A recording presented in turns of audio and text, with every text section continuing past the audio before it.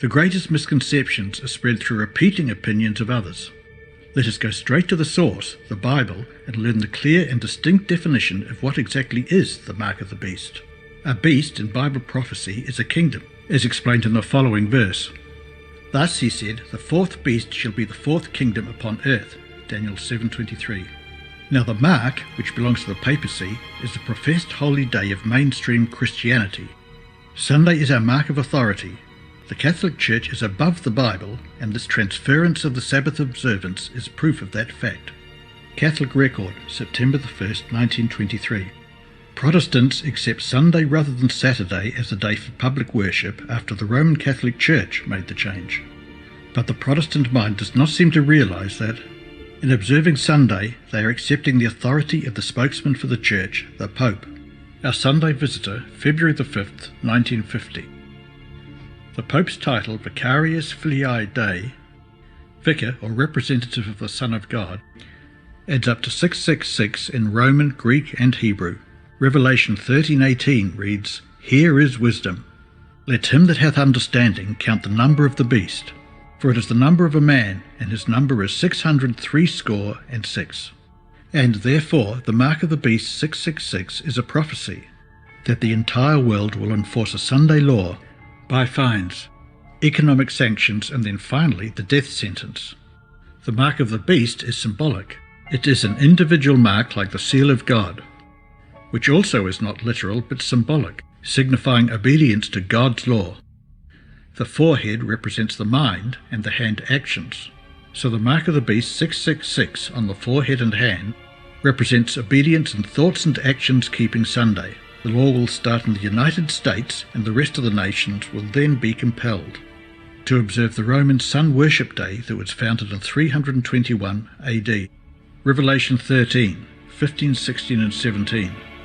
And he had power to give life unto the image of the beast, that the image of the beast should both speak, and cause as many as would not worship the image of the beast to be killed.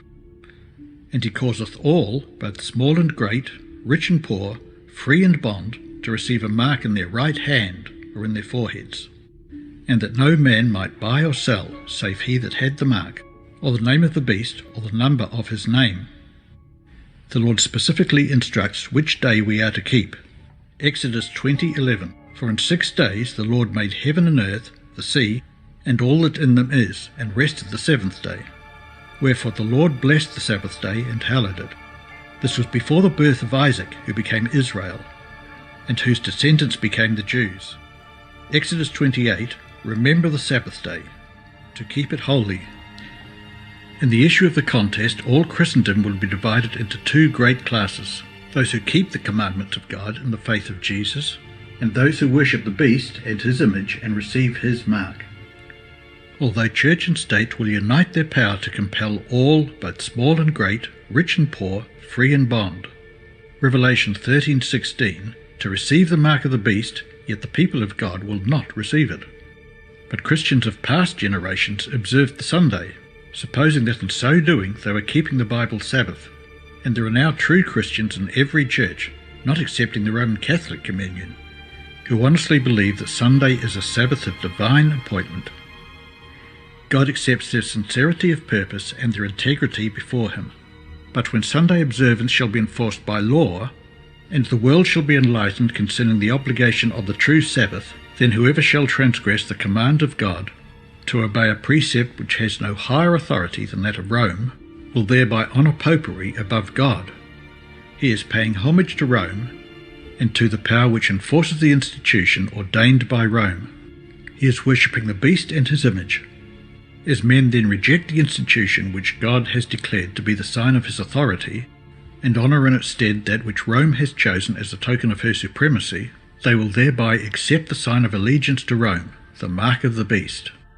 And it is not until the issue is thus plainly set before the people, and they are brought to choose between the commandments of God and the commandments of men, that those who continue in transgression will receive the mark of the beast. Many think that the RFID chip will be the mark of the beast. However, this theory does not pass the biblical test. But nevertheless, the RFID chip, facial recognition systems, the smart card with SIM, and many other identification cards, such as the new Indian Smart Card being trialled, that identifies 1.2 billion people, is validation that a system of world economic government can implement a no buy and sell ultimatum if the Pope's mark, Sunday law, is not observed.